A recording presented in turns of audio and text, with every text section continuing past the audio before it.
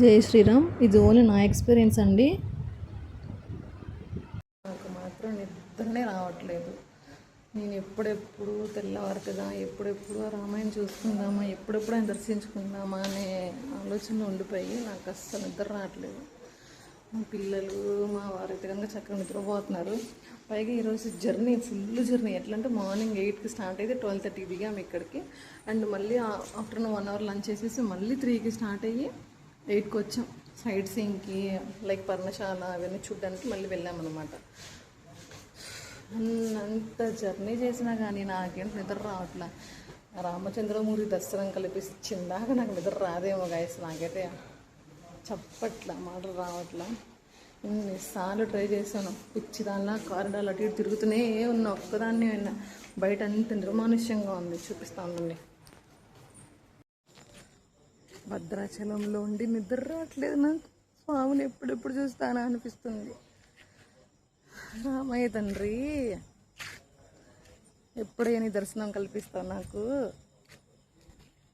Almost ఇప్పుడు కాదు కానీ 3 hours నుంచి తిరుగుతున్నా 11:40కి. అండ్ 11:40కి కూడా నా లైఫ్లో ఒక చిన్న ఇన్సిడెంట్ జరిగింది. అది కూడా మీతో షేర్ చేస్తాను తర్వాత. అదేంటనేది చెప్తా. Okay bye. తిరుగుతూ ఉంటా. ఎప్పుడు వస్తుంది.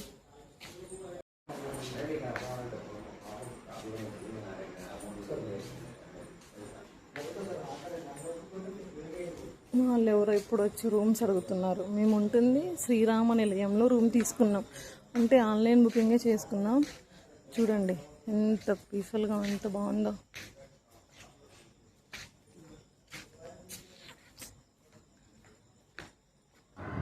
జై శ్రీరామ్.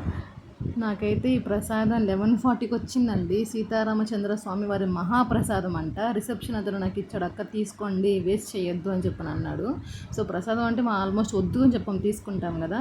సో ఇచ్చిన వెంటనే శ్రీరాముని స్మరించుకుంటా తిన్నా. నేనైతే చాలా అంటే చాలా బాగుందండి ప్రసాదం.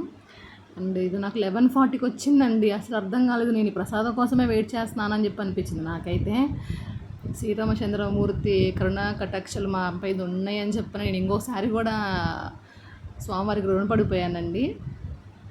జై శ్రీరామ్, జై శ్రీరామ్, జై శ్రీరామ్.